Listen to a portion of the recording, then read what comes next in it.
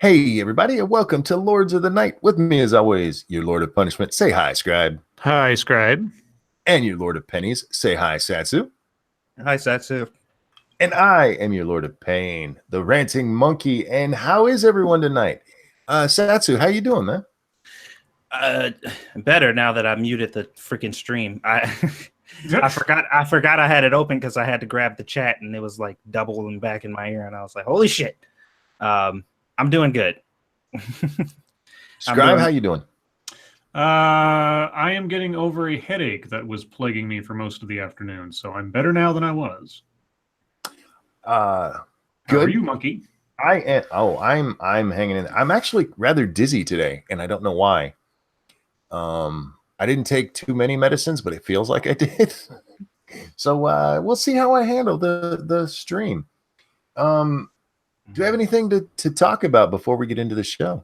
I do. My mom is extremely grateful to you guys for all the help that you guys did. I talked to her for a while today, and she was just kind of letting me know like how she's been feeling and the fact that she's kind of been feeling isolated and she didn't really think anybody cared. And she's just like, it is amazing how I have all this family and, you know, all these people who I associate with daily who you would think would reach out to you, you know what I mean? But it takes a bunch of people who, you know, to be honest, you know, I barely even know to really, you know, make me feel like I'm being loved and somebody out there cares for me. And she basically was like, you know, I'm proud of what you built and you got a really nice audience of really nice people. And she wanted you guys to know that you are all awesome. Even anybody who didn't donate, she loves all you guys.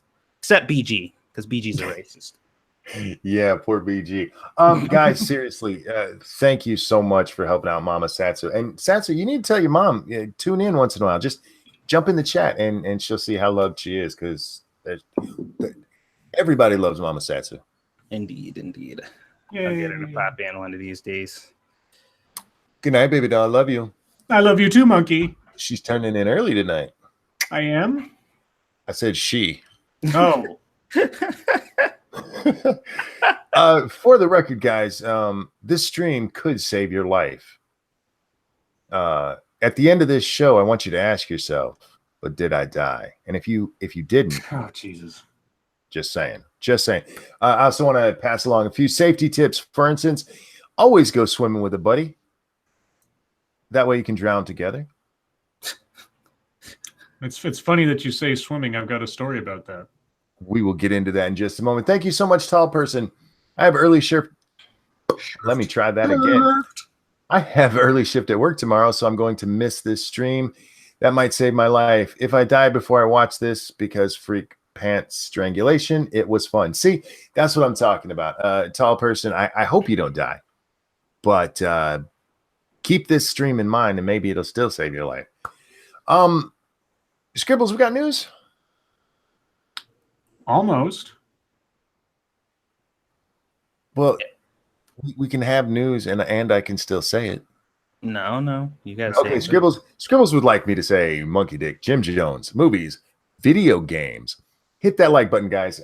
Seriously, when you guys hit that like button early on, it helps the stream so much because it helps push it up in the algorithm, and that is the only way YouTube shares our stuff, which means we need you guys to help share our stuff as well. If you enjoy our videos or our streams or any creator on YouTube, please share, because YouTube's a bunch of dicks. Now, do you have news? Scribbles would like me to say, I thought it was just part of the routine. Now you're putting all the blame. That's all. The blame's all on me. It's like, oh, it's my fault that you're. Well, for the record, we used to be able to say it any time during the stream as long as we got it in. But now you're like, but you see, Monkey, unfortunately, now you're the only one who's not a format junkie. This is true. Yeah, Satsu has been trained well. Yes, you, however, you're still slacking. Gave you some shit over the video game thing. It's true. He did. Good for him. Yes. And he was right to, as I was right to you. So anyway, you've made him the asshole that you are. Thank you for that. Yay! Okay. Well, speaking of horrible things like that, Florence Hurricane Florence. The death count has gone up since yesterday. Yesterday it was at 5. Now we're at 11. Days of flooding ahead in the Carolinas as Florence leaves at least 11 dead. Tropical storm Florence's relentless rain is flooding parts of the Carolinas and promises even more for days, officials said Saturday, a day after it landed as a hurricane and left at least 11 people dead, including a baby. The issues prompted North Carolina to tell drivers coming down Interstate 95 from Virginia to go around the entire state.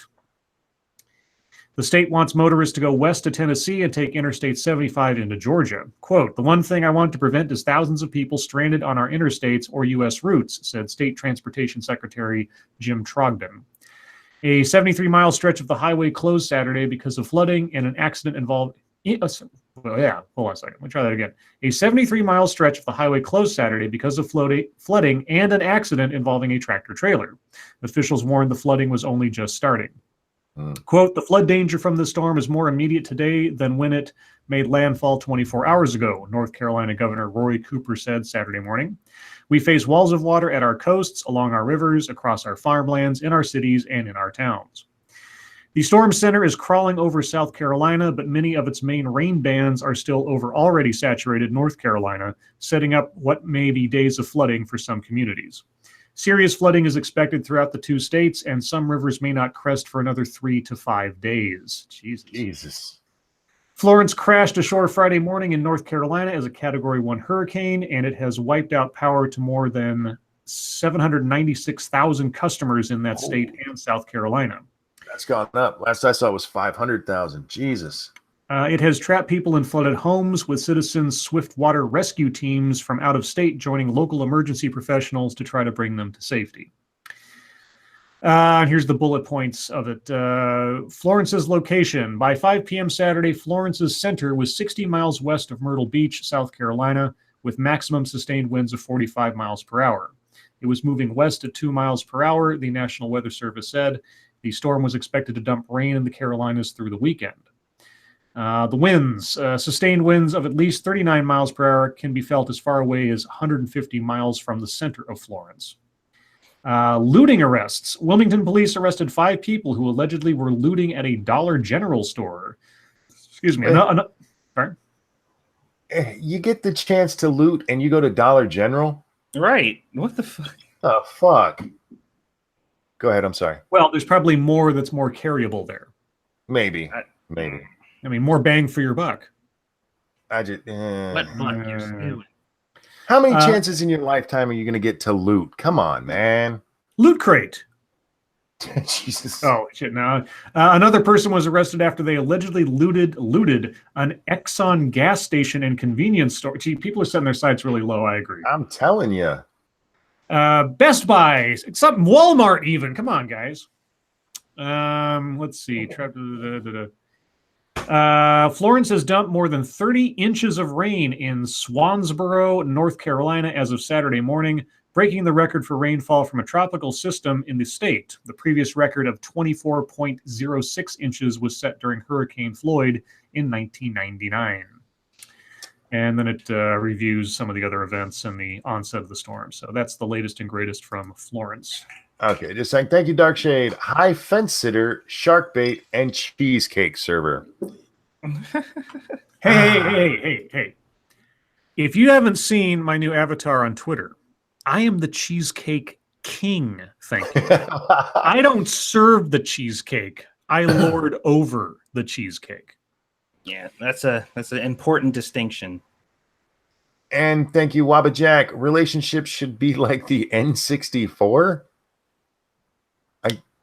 He has a follow-up. Look below.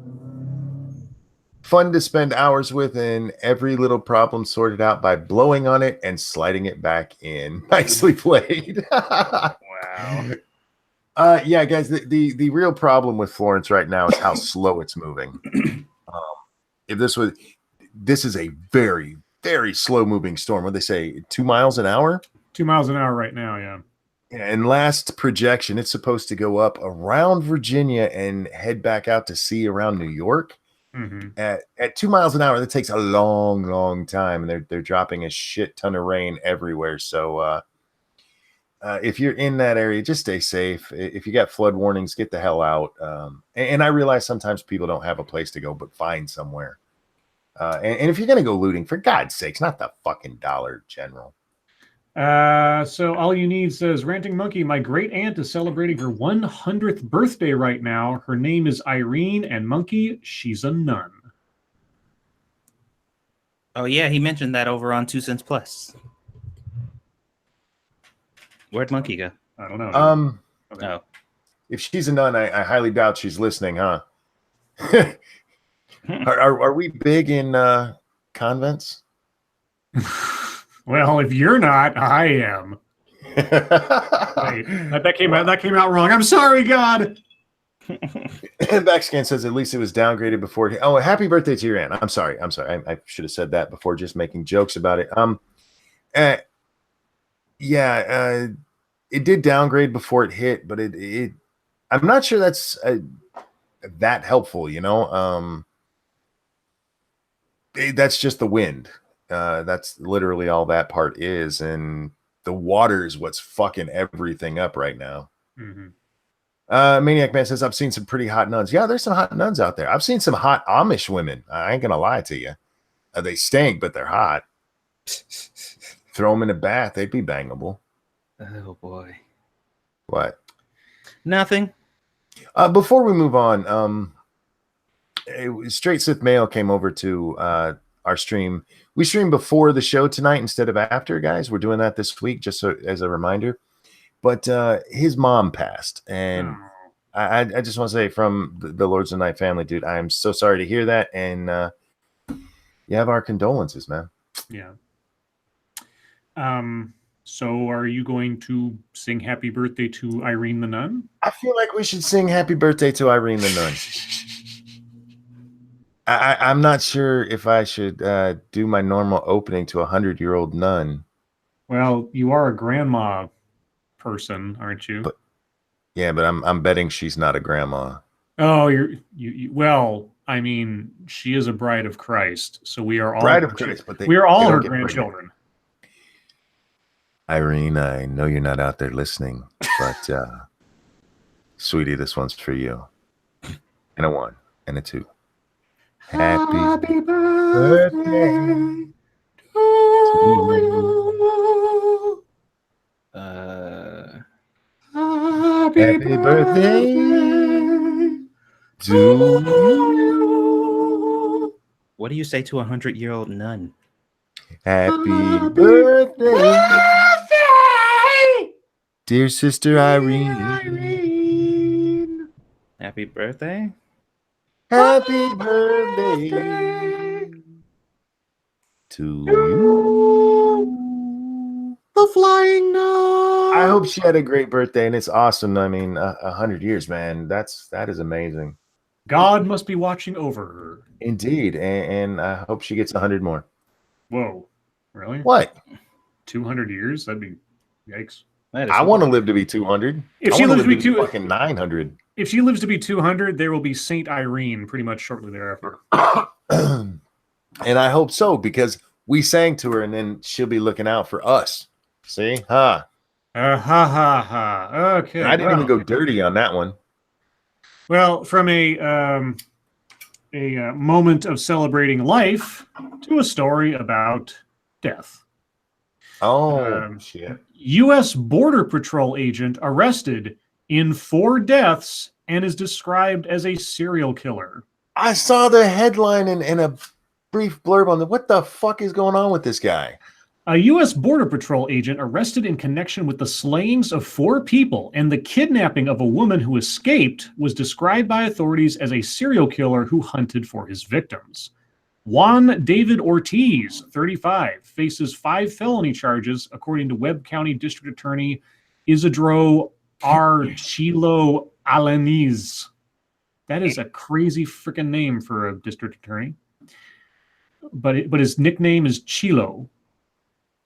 I don't know what that means. Maybe it's chill. Okay. Ortiz will be charged with 4 murders.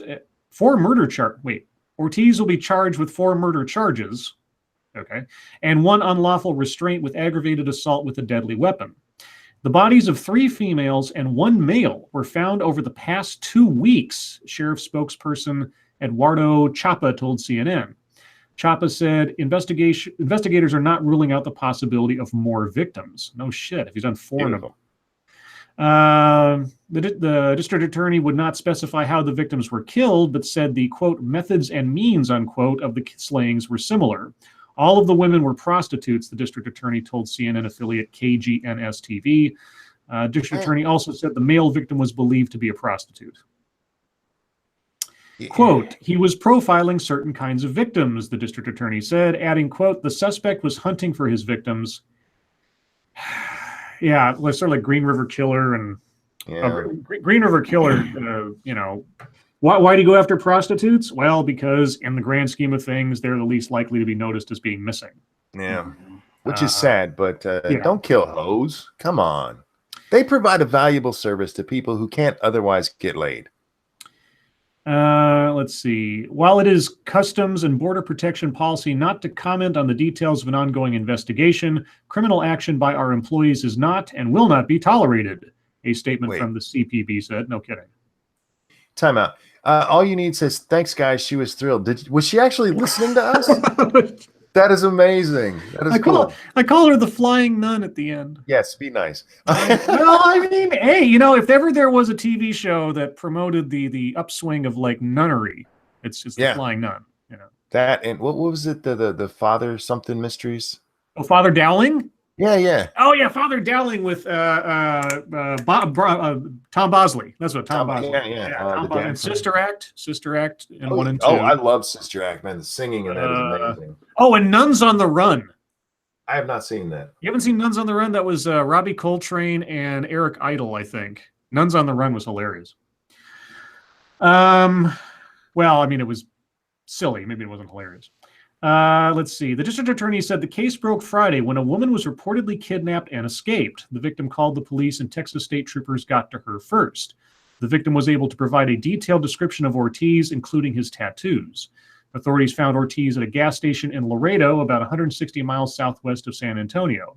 He fled the scene on foot and ran to the Ramada Inn Hotel, where he was found hiding in the bed of a pickup truck. Quote, we have very strong evidence that he is the person who has been killing, Webb County Sheriff Martin Queller said at a news conference posted on KGNS's Facebook page. Ortiz, Queller said, spent 10 years as an agent with U.S. Border Patrol. He is also a U.S. Navy veteran. Yeah, so this guy... All right, so I'm no serial killer expert. I have read many books on the subjects. The fact that he has run through so many victims in such a short amount of time is interesting. A lot of serial killers, they may do things, close together, but usually there's a longer span of time between victims. Like the urge and the hunger is sated for a time. It's like a compulsion. With as short a time span as it was for this guy's a frenzy killer for all intents and purposes. And yeah, there's more victims. There's no way this is it. Somebody in chat said he's a spree killer, and that could be too. Well, it depends. I mean, it depends on how many more victims they might find. It depends on how long he's been doing this. They didn't tell it. Yeah. Did they give us a time frame of when these people were killed? Well, the bodies of 3 females and 1 male were found over the past 2 weeks. They're found over the past 2 weeks. They don't say what the time frame was in between them. I mean, now, again, perhaps they were killed months apart or something. Yeah, I mean, it's possible that he had a dumping ground or a dumping area, and he's been putting them there over the course of many months, and they just happened to find them because they were all in close proximity. That's also a possibility. Check Your Logic asks spree killer. Spree killer is somebody who goes on a basically a spree. They do it in rapid succession, where a serial killer tends to kill, and then they wait a little while before they kill again. As Scribe said, they get satiated. They have a need to go out and do this. Yeah. Thank you. Nope. Not an expert, he says. Well, I mean, it's a lot. We need more details, but yeah, I mean, like I said, there's 2 possibilities. Either they found multiple crime scenes over the course of 2 weeks that had just happened, or like I say, sort of like the New Jersey serial killer, or the Long Island serial killer, the Gilgo Beach serial killer. They found one body, and then lurking around, they found more, but they'd been there for a long amount of time. So it's possible they found his dump site. But anyway, so I found that interesting because, I'm a morbid freak. Yeah, please hit that like button, guys. Thank you for reminding him, Mash. The more likes we get, the more YouTube pushes us up in the algorithm, which helps us. So I appreciate every like you guys can spare. Let's see. Well, hearkening back to your guys' adventures on a raft, man dies after suspected shark attack on Cape Cod. Oh, damn. A swimmer at a Cape Cod beach died Saturday in what experts believe is the first fatal shark attack in Massachusetts in more than 80 years. The incident occurred around noon Eastern at Newcomb Hollow Beach. The unidentified swimmer, a man in his mid-20s, was given first aid, including CPR, but died at a Cape Cod hospital in Hyannis. Chris Hartsgrove, acting deputy chief of Cape Cod National Seashore, said the injuries appeared to be from a shark. The official cause of death will be determined by the medical examiner. Shark sightings have been increasing in the area as the gray seal population has increased. Let's see. If you want to stop sharks, go out and club a baby seal, guys. Is that the lesson we are to take from that story, Monkey? That's what I got out of it. All right. Well, in other news, get your conspiracy hats ready, i.e. your tinfoil, because a mysterious security issue forces a solar observatory to be evacuated near Roswell, New Mexico. Keep going. Okay, I want to hear this story because there's some weird stuff going on with our observatories. Real quick, thank you, Jesse Defending Fox. Sounds like Jack the Ripper or H.H. Holmes stuff. Oh, and thank you, Point Curation. For morbid curiosity, check out the USCSB YouTube channel. Excellent content made by a U.S. government organization. Thank you so much, guys. And go ahead. I'm sorry. I was going to say Jack the Ripper.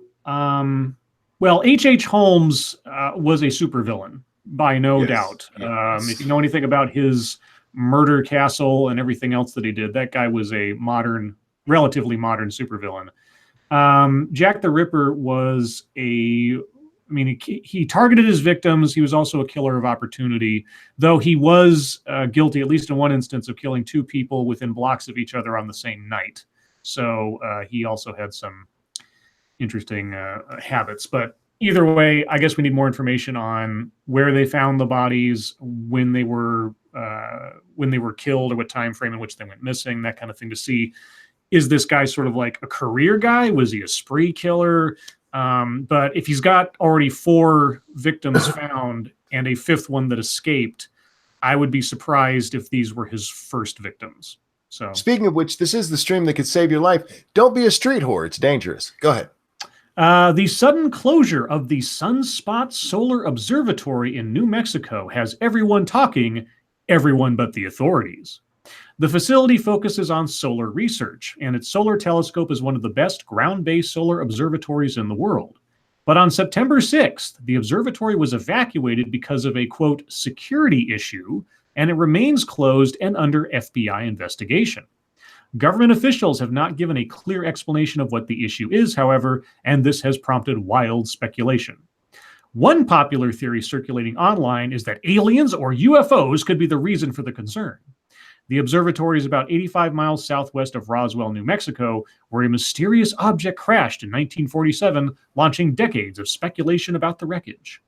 Not to worry. Shit. What?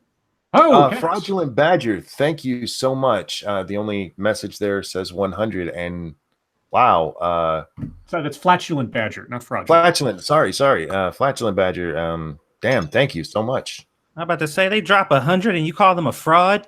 Jeez. Well, that is 100 pounds. Well, still, I mean, that is more than $100. I mean, that's Tess Holliday's left foot. Jesus fuck. Oh my God. Dude. But Flats and the Badger, thank you so much. I'm sorry to interrupt there, Scribe, but damn, wow. If there's something worth interrupting for, that's one of them. Not to worry, according to the FBI, who can totally be trusted. Extraterrestrial activity is not the problem. Adding to the mystery is that residents around the area were forced to evacuate without any explanation as to why. Quote, we were told we had a credible threat through the FBI and to leave, evacuee Sean Williams told the station. CNN contacted the sheriff's office in Otero County, but a spokesperson said the office is not working with the FBI and couldn't provide any answers. Weird. The FBI transferred CNN's request for comment to the Association of Universities for Research in Astronomy, which manages the observatory. Though ARA, that's their acronym, provided no immediate response, the association had already released the following statement. Quote, AURA is addressing a security issue at the National Solar Observatory facility at Sacramento Peak, New Mexico, and has decided to temporarily vacate the facility as a precautionary measure until further notice. All other NSO facilities are open and operating normally. AURA, which manages Sacramento Peak with funding from the National Science Foundation, is working with the proper authorities on this issue. What issue? Why would you have to evacuate an observatory for days? That's so weird. That's weird. It's not like, I mean, if it was like, if we're talking about a nuclear power plant or something where there's like an ongoing possible persistent threat of something going wrong. But it's a giant telescope. Yeah, see, and they're not helping anybody by not telling us what's going on, because that's just going to fuel speculation of like the aliens and shit. Yeah. But thank you so much, Diesel Dave. $130.70. That's the exchange rate. I can't think of a reason to shut down an observatory, especially for as long as, because this happened days ago, didn't it? This was on September 6th, and it still is, so far as I know, still evacuated and closed. Yeah, out. so it doesn't make much sense to me. I'm not going to the alien. I'm not saying it's aliens, but it's aliens, guys. So somebody on Twitter said, if y'all could at least say this has nothing to do with anything observed in space, that would be awesome and help calm down conspiracy Twitter. Well, at this point, anything they say to the contrary is not going to be believed, so it really doesn't matter. Not at this point. So solar aliens are coming for us. Yeah. Or you know what it is? I know what it is. What's that? What it is. The Enterprise used the sun as a slingshot 200 years from now, and now they're back. They're back to get the whales. We all know about the slingshot method of time travel in Star Trek, and that's what happened here. Yeah, I can't think of any logical reason to do this. I'm sure there is one, but I can't. The sun is dying. The sun is dying, and they're trying to stop a mass panic. But there's still no reason to shut down the observatory for that. I don't know.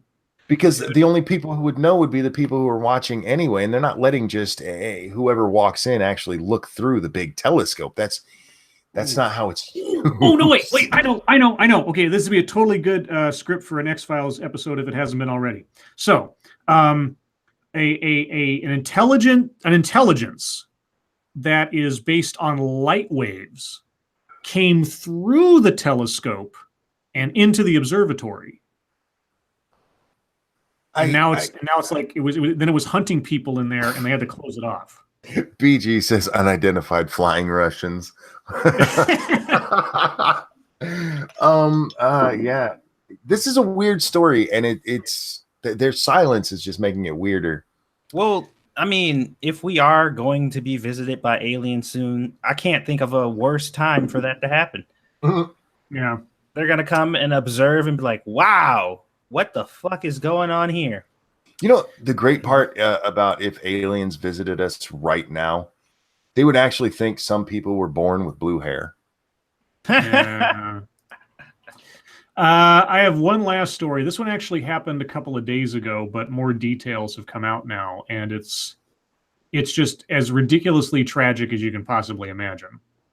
The mother of a teen allegedly killed by MS-13 was fatally struck by an SUV over an argument about her daughter's memorial.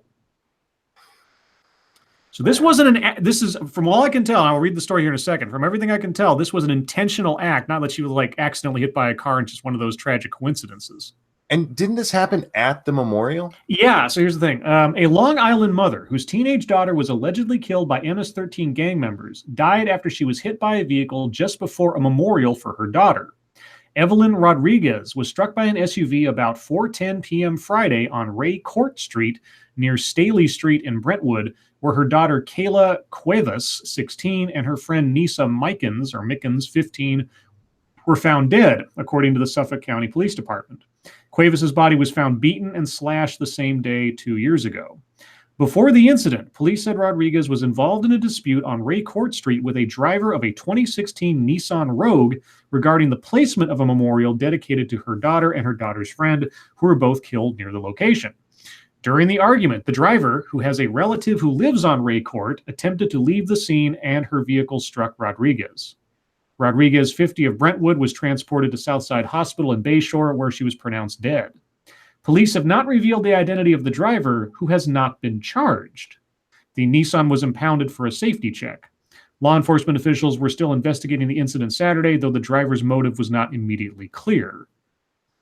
Long Island has been increasingly plagued by gang violence. President Trump and Attorney General Jeff Sessions on separate occasions have visited Long Island to discuss combating gangs. Rodriguez became an advocate for crime prevention after Cuevas and Mickens were killed, allegedly by members of MS-13. Well, wait. MS-13 is a good group, though. They're not bad, right? Well, they're not animals. They're not animals. Real quick, Flaxen and Badger, thank you. Half of the 100 pounds goes to Satsu Mama. We'll get that taken care of. Anyway, so she gets hit by the car. I guess they don't say that it was done intentionally, so let me walk that back slightly. They don't have a motive yet. So it could have still been an accident or unintentional. Okay, she gets in an argument with the person and that person accidentally hits her. Okay. I don't know. I don't know. Anyway, so that's but to have it all happen, like her daughter and her daughter's friend died 2 years ago on that spot effectively, and then the girl's mother dies there too. That's just nuts. Yeah, that's insane. Anyway, those are all the stories I had pulled up. Cool. Guys, that brings us to MSS News time. If you have a story you'd like us to read on the air, hit us up at the hashtag MSS News over on the Twitter machine. We can't get to all of the stories, but we do our best. I have nothing else. Satsu? No. Scribe? God damn me. Okay, I'll just be over here. All right. Did I mention my fucking brain is a little fuzzy today? All right, I'll be over here. Bye, Scribe. Bye, Scribe. Here's another safety tip. Don't get in an argument with an SUV driver. Also, don't call Scribe sets. Well, or he could have been calling Satsu Scribe. That's true. I could have. I fuck up all the time. I'm okay with it. Okay, well, this one comes from Rando Von Dickbag. Jesus Christ. No. There's a nun listening. Careful. Former Colorado nuclear site opens to public as a wildlife refuge. That seems... we're going to have like four-legged... I was going to say cows, but those have legs. Four-legged cows? Dear God in heaven! Okay. Cyclists and hikers explored a newly opened wildlife refuge at the site of a former nuclear weapons plant in Colorado on Saturday, while a protester in a gas mask brought signs warning about the dangers of plutonium. With no fanfare, the U.S. Fish and Wildlife Service opened the gates of Rocky Flats National Wildlife Refuge on the perimeter of a government factory that made plutonium triggers for nuclear bombs for nearly 4 decades. Okay, so it was a factory. It wasn't where they like blew up nuclear bombs or something. Okay. Yeah. So there are a few spots. The Brahmin? Yeah, the Brahmin. There are several spots in America that were used as nuclear bomb test sites, either underground or otherwise, and not just out in Nevada. Mm-hmm. There's a great documentary. Let's see. The first one was called Trinity and Beyond. There's a sequel. I think it's called Nuclear America or something like that, or Nuclear Roadshow, and it's all narrated by William Shatner. It's really interesting. Spread across a rolling windswept plateau 16 miles northwest of downtown Denver, the refuge is a rare oasis of tall grass prairie with bears, elk, falcons, brahmin, deathclaws, and hundreds of other species. Shit. The refuge offers sweeping panoramas of the Rocky Mountain foothills and Denver skyscrapers, with rad storms only occurring once in a while. Rad roaches. Yeah, rad roaches everywhere. Okay. Moving on. What's this? Wow. I'm What? sorry, I'm reading the one from Colleen. Go ahead. Yeah, this one comes from senior staff reporter and chief Florida correspondent Colleen Bernier. Former Pistons player goes on TV to tell his wife he has slept with 341 women. Why would he do this? Former Detroit Pistons center Jason Maxill? Because you won't tell her that in private, she'll kill you. Yeah, I guess so. Revealed to a national television audience that he has slept with 341 women before and during his marriage to high school sweetheart Brandy Maxill. This figure falls 19,659 shy of the number of women NBA legend and lifelong bachelor Wilt Chamberlain claimed to have bedded in his 1991 book, A View from Above, but that was no consolation to Brandy. Maxill's wife walked off the set of the Oprah Winfrey Network's Ilana? What? I don't know how to say that name. Lyanla? Fix My Life, when her husband revealed to host Lyanla Van Zant that she had slept with more than 50 women in his life. That she had slept with more than what? Cool. Good for her. No, I think they have screwed up and said she when they meant he. But anyway, or I don't know. The episode was filmed a year ago, according to a message she recently shared with the Shade Room. The Shade Room? Okay. I don't know what else to say about that. Like, okay. Let me get this super chat real quick. Cryptic, thank you. There's actually a herd of wild bison there now. It's still radiated, but not deadly. I've been there a few times. No cancer yet. Talking about the place they just opened up. And thank you, Terry Diamandis. Life status, not dead yet. Stream seems to be working so far. I told you guys. If he was talking about the area being irradiated of that Pistons player, that'd be hilarious. I've been to that area. It's still irradiated. Sorry, guys. I went to go check on my food real quick. I'm back. We just read a story about a Pistons player who told his wife on national television that he had slept with 341 women. Damn. That's it? Lightweight. Okay, this one comes from Disturbing Zen after I almost read a tweet from Verizon as a news story because the phone company's like faking me out for some reason. Okay. Gunman wearing mariachi garb kill 5, wound 8 in Mexico City. And there are some pretty graphic freaking photographs in the AP of it. Jeez. Mexicans heading into the weekend's Independence Day celebrations were jolted by a brazen shooting by men dressed as mariachi musicians who killed 5 people and wounded 8 in Garibaldi Plaza, an iconic square in the capital where the bands serenade tourists. The Mexico City prosecutor's office said at least 1 foreigner was among those wounded in Friday night's attack, which local media said was staged by 3 gunmen. 4 people died initially, and a 5th died of her wounds at a hospital Saturday afternoon. And my neighbors upstairs are playing their music fucking loud. And it's really annoying. You guys probably can't hear it, but it's annoying me. Looking at that story, because I pulled it up, there's 3 pictures that accompany it. Yeah. 2 of them are from the crime scene, and the third one is a couple sitting at a bar. Yeah. It's just like it looks like a tourist photo. It does. Oh my god. Let's see. Did they actually catch the guys? I'm trying to see here. Business quickly resumed around the square following the shooting. Okay. Videos circulating on social media showed musicians in the plaza playing their music around the time of the shooting without skipping a beat. That's actually more disturbing than the shooting itself to me, in a way. It would be great if they never stopped. Yeah. Yeah, it's like the band on the Titanic. Just keep going. Yes. Let's see. They don't say anything about whether they caught the guys or know where they went or anything. Nope says the irony is they are leaving Mexico for Chicago. Oh, well, the taking their weekend show is on here, the road. Okay. This one comes from Shady Grin. More and more couples are reportedly divorcing over Fortnite. Okay. Fortnite is a beautiful way to bring people to. Sorry? I said EverQuest had that problem. Yeah, well, good God.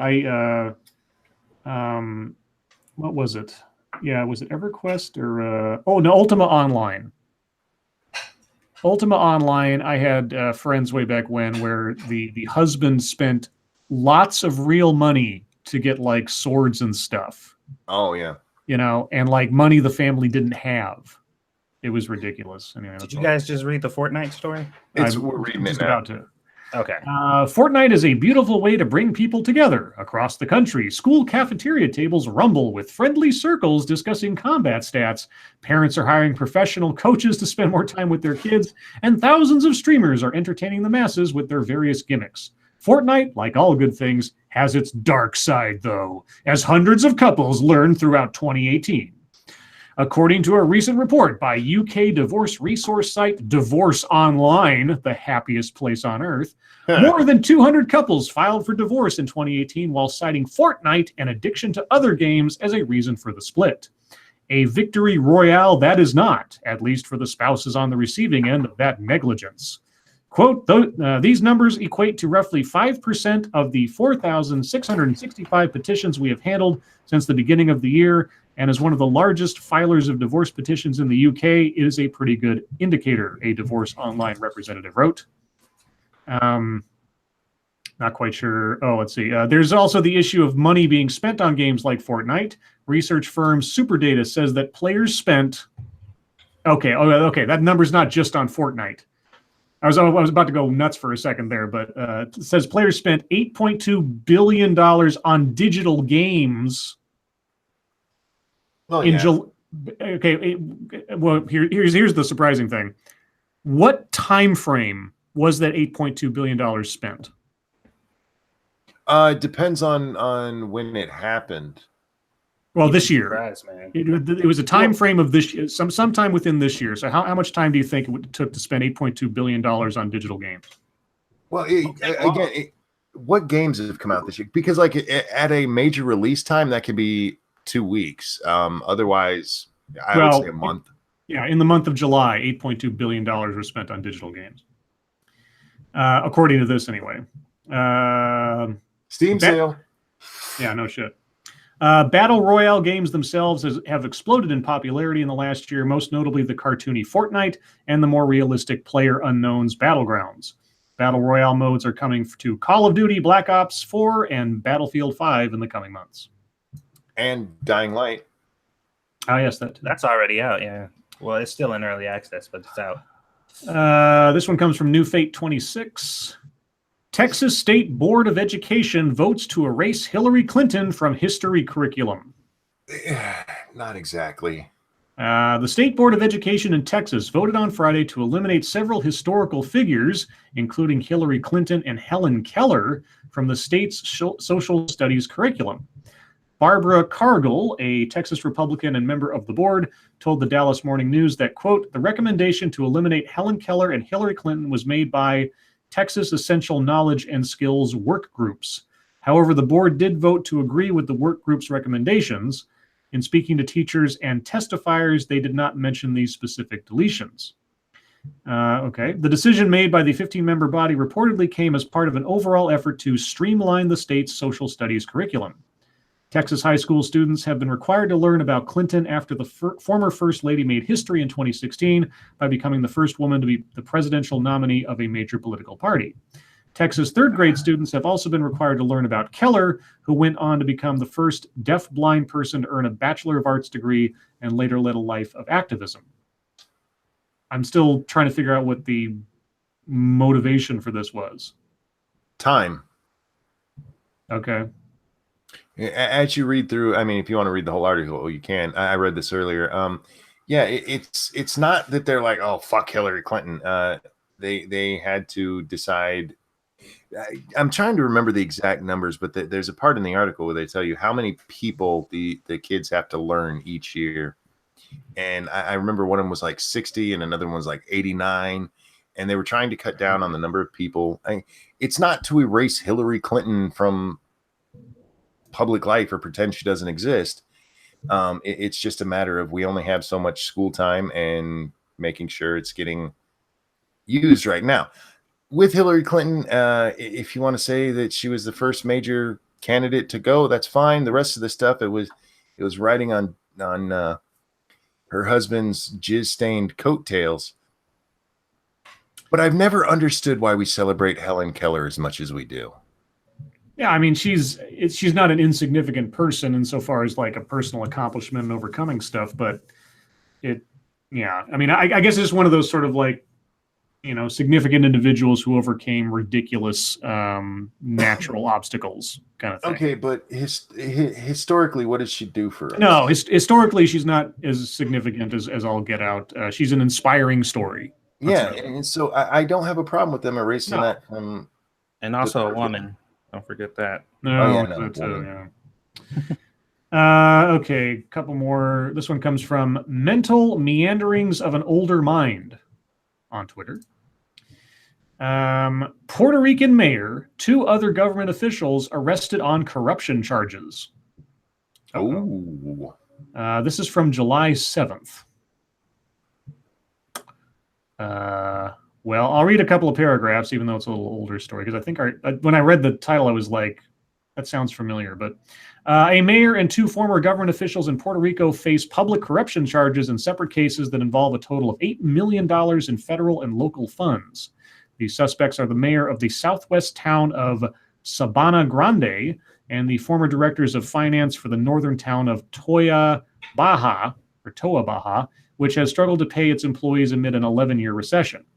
U.S. Attorney Rosa Emilia Rodriguez told reporters that the former officials from Toa Baja are accused of stealing nearly $5 million worth of federal funds to pay the town's public employees and municipal contractors. Not only is it illegal, it's immoral, she said. Yeah. So, yeah, that's a couple months old, though. Oh, that pisses me off. This is a story that comes to us from Ayana. Oh, I was just about to do that one, but go ahead. Because this happened again. I checked the date on this to make sure it wasn't the other story. Mm-hmm. This is from September 13th. Bronx teacher who performed oral sex on 14-year-olds gets 10 years probation, avoids jail, keeps teaching certificate. Yeah. We just had another case like this, a month ago, 2 months ago? Something like that, yeah. A Bronx high school teacher who admitted to performing oral sex on her 14-year-old student won't face jail time, and she might even return to the classroom. Dory Myers, 30, last month pleaded guilty to criminal sex acts for the November 2016 incident at her former workplace, New School for Leadership and the Arts in Kingsbridge, where she taught social studies.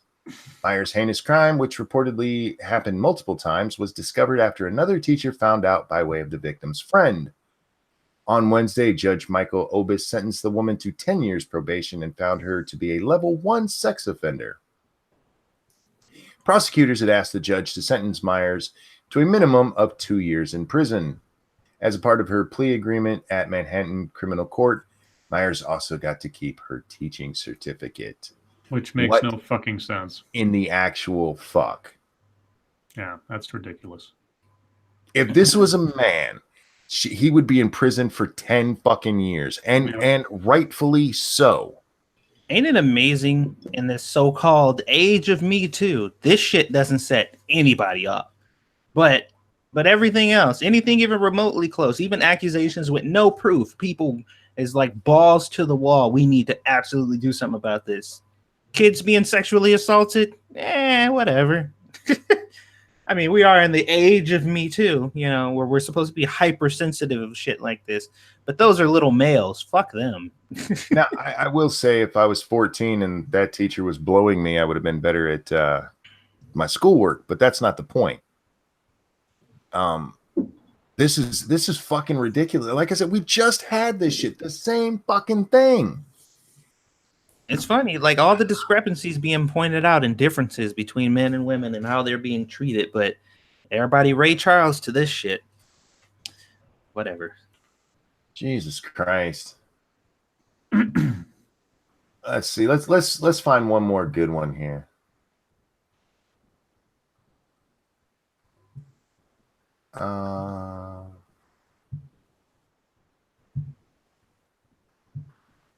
I'm looking. I don't see any. What's this? 1 sec, I'll be right back. Sure. That's the one on that. Oh, here we go. I saw this one earlier. This one comes to us from Scrappy. Migrant nearly loses penis after kicking dog in Spain. Let's see. It happened in the early hours of 12 September. The cries of pain in the Senegalese citizens were heard throughout the neighborhood of Santa Teresa Street in the town of Reus shortly after midnight. Local police arrived and found the man writhing in pain, gesturing to his crotch. A local resident explained to the police how the African became wounded shortly before they arrived. The witness said that the man kicked the dog of a local resident, and the dog then retaliated. The dog clamped his teeth on the attacker's penis and then his hands as the man tried to push the animal away. An ambulance arrived shortly after the police to Santa Teresa Street, where the wounded man was treated. Medical professionals could see the victim had serious injuries to his penis. Oh, God. What did I come back to? A guy kicked a dog, and the dog bit him in the junk. Ouch. The tearing of part of the skin and wounds in the glands and foreskin were caused by the animal's teeth, which pierced through the man's trousers and fully reached the reproductive organ. Holy shit. That's what you get for kicking a dog, asshole. Kick the dog. And this is a little, well, the dog that is in the picture is just a little tiny dog. Don't kick dogs, man. I'm not even a fan of dogs, but don't kick animals, asshole. Okay, that'll wrap up our MSS news time. Guys, thank you so much for all the submissions. Sorry we didn't get to all of them, but that's what happens when you guys are so awesome and send us so many don't make wiener dog jokes. Come on. Well played though. Oh, excuse me. I'm so sorry. Satsu, what'd you do on YouTube today? Hold on. You caught me with my mouth full. Mouthful of All right, I'll go first. What I did on YouTube today was play Raft with Satsu. This week we will be doing all of our game streams through Wednesday at least at 6 p.m. Eastern time. So don't forget to tune in and catch us playing. Is your mouth empty now? Yes. All right. Satsu, what'd you do on YouTube today? I uploaded a Raft video. And that's pretty much it. I got other topics that I want to talk about on both channels that I'm still working on. But other than that, that's I just uploaded a Raft video today. All right. And Scribbles? Well, I actually found scripted and recorded audio for a new video. It's going to be relatively short because it was a strangely relatively short TEDx talk about college sports, specifically the differences between men and women's and the attention given thereto. It's a surprising video. I won't say why, but I'll explain in the video. And it harkens back to a subject that I covered in some of my earliest material. So I can do a couple of callbacks there, which I think is good. So that's what I was working on. All right. Which brings us to bucketry time. Beautiful. Do you guys have any bucketry tonight? Let me see. I think I got one incident that I ran into. Yeah, I wasn't paying that much attention to Twitter today. Oh, okay. This was about the new Tomb Raider game that I saw earlier. Oh, okay. It says, this is from Waypoint.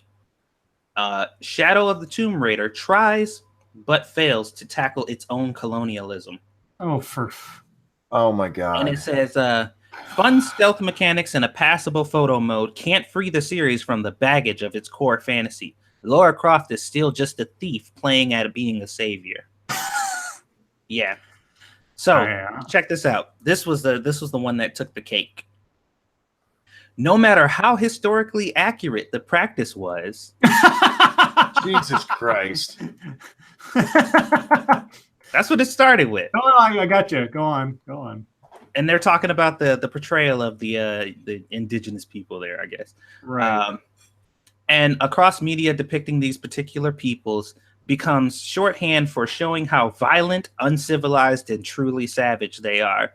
It's used no differently here, and locating it within the majestic city of Paititi only served to condemn these good brown people as only slightly removed from depravity of their ancestors and the game's bad brown people. But Jesus Christ.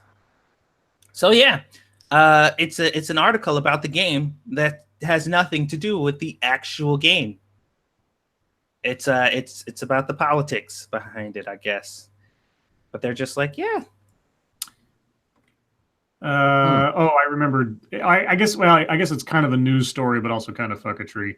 I don't have a specific thing to read, but it was all over the place that a Coast Guard guy was caught in the background of a news shot making the OK symbol, and so now he's a white supremacist, and I don't know if he's been fired, but he was removed from his position at that place where they were doing the story.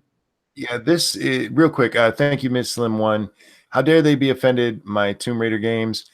Also, gotta go. Great show, like always. Thanks for watching. And yeah, fucking Lara Croft fuck off. It's a game, you idiots.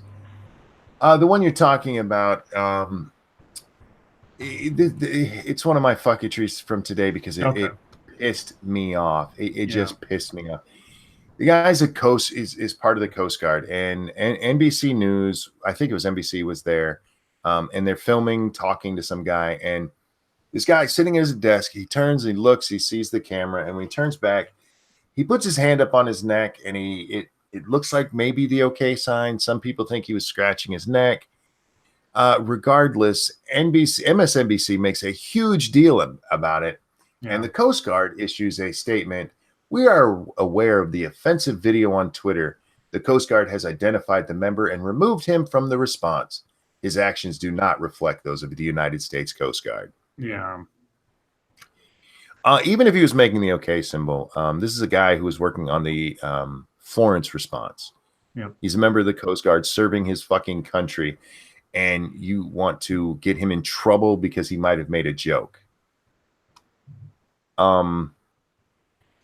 I don't know how many times we can say this. The whole OK thing being a white power symbol was a fucking 4chan joke because they think liberals will fall for any stupid shit. And so far, they're being proven right.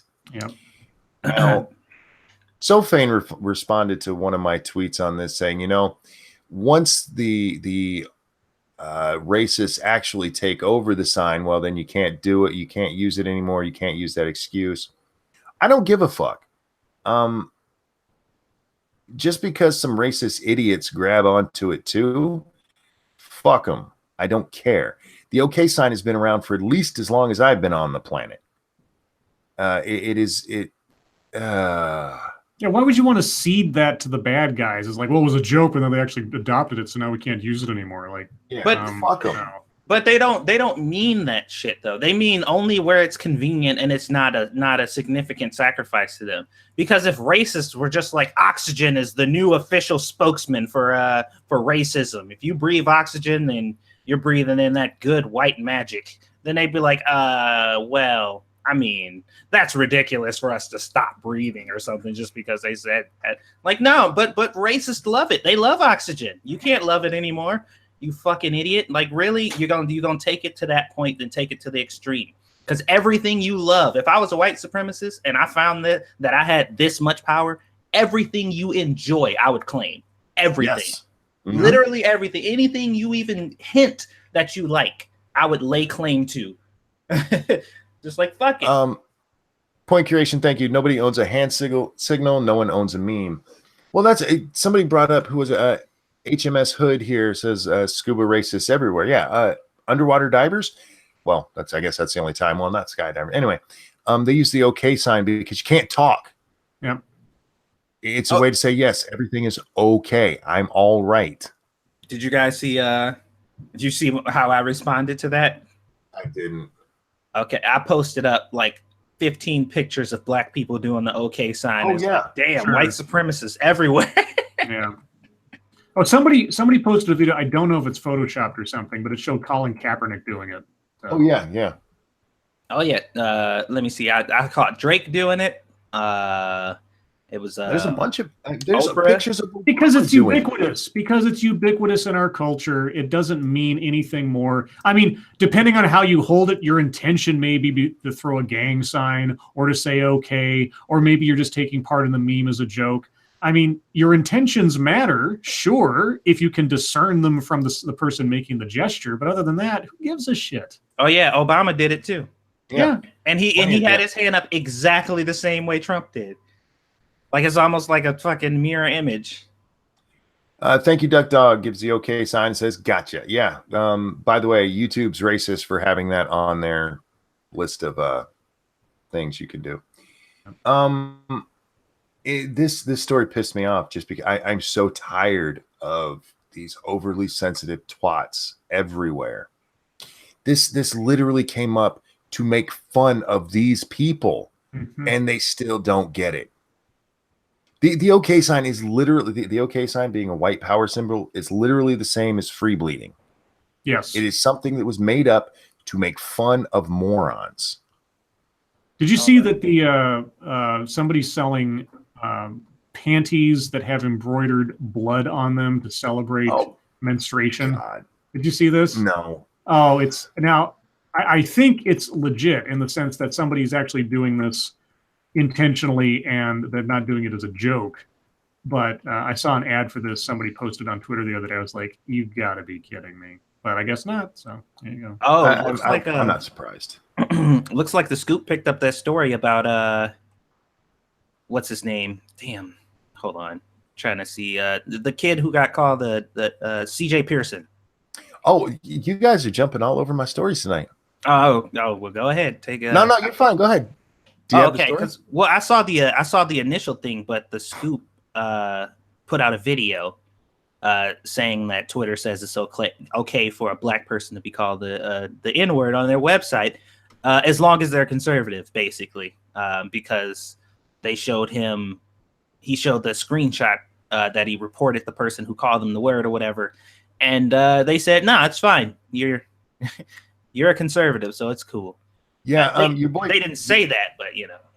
Right before the stream, your boy Pat had put out a video on this, and I watched it and shared it. So make sure you guys go check that out. It's a good video. And what happened is CJ made a tweet, and somebody responded by I wish I could read it, but YouTube or Twitter finally did take it down after a lot of people got involved. People like James Woods tweeted out. But yeah, he was called the N-word in a very horrible way. It wasn't like a joking thing, and it wasn't an A at the end of that word. It was the hard ER. And it was reported. He reported it. CJ reported it and got a notice back that it didn't break Twitter's terms of service somehow. Yeah, which is weird because yeah. Well, no, it's not weird because there's a double standard. We already knew that. Of course there is, yeah. But it blows my mind because we just got done seeing Twitter come out talking to God damn, who was it? Which organization were they talking to? When they were like, there is no bias on our website. We want to make that clear. We don't separate, blah blah blah, and we want to make that clear, especially with the election coming up, that we don't engage in that. And it's just like, come on, dude. Every fucking time you open your mouth, fucking foot flies in it. Your boy Pat also says, and the guy who did it bragged because Twitter said it was okay. Yeah, he tweeted tweeted out, "Y'all tried again, Teflon TJ." Mm-hmm. Uh-huh. Good job, dickhead. Now I'm one of the, I don't care if Twitter doesn't delete it, but they need to be even with that. If you're going to be non-censorship, then don't censor anything. But if you're going to throw it around, then maybe, just maybe, you should be even in your application of your rules. Wasn't Jack just up on the hill talking about how they tried very hard to be even? Yeah, that was, he was testifying, and like there's no discrimination against conservatives and blah blah blah. Yeah, okay. Well, then explain this. You know what was funny about that? Because I did watch some of his testimony, and they had gone through and they identified 600,000 accounts that were accidentally, he didn't use the word shadow banned, but they were shadow banned. And don't forget your super chat, Monkey. Oh, what super chat? I missed it. There's a $5 one. Oh, thank you, Jedi Ghost Bear. If you wanted to know how it felt like to live during the McCarthy era, well, now you know. Yeah. You're not wrong in some cases here. But the one thing he didn't explain is why, because he says, it was an accident. It was an accident of the algorithm. And what happened, it wasn't necessarily, and we've talked about this before, the way that we knew this was happening, but they wouldn't admit it. People were getting shadow banned for people who followed them. Right. So like what I mean, guys, for those of you who don't understand that, if I'm following Scribe and I'm running around saying a lot of racist things, Scribe would be shadow banned for that. Yeah. Guilt by association, punishment by connection. But the weird thing is that's me following you, not you following me. Yeah, it does. And it doesn't even show association. It's sort of like one of those things where like liking a post does not necessarily mean I endorse everything that is said on it. Yeah, exactly. I mean, following someone, like I follow a slew of people that ideologically I probably don't agree with on most things, not because I agree with them on everything, but because I'm curious to see what's going on. And from time to time, they say something I agree with, and because I follow Chris Cillizza, I follow the Washington Post, I follow a whole bunch of outlets and individuals that I have some issues with in their reporting or their other things, just to know what's going on, because I don't try to live completely in an echo chamber. I want to know if someone else is having something's up, and sometimes there's common ground, amazingly enough. So keep your mind open. But what they didn't explain is why that only hit conservatives. Right. Because you see hatred and nasty shit on both sides. But for some reason, it only hit 600,000 conservative accounts. But it's not a political thing, guys. Did we?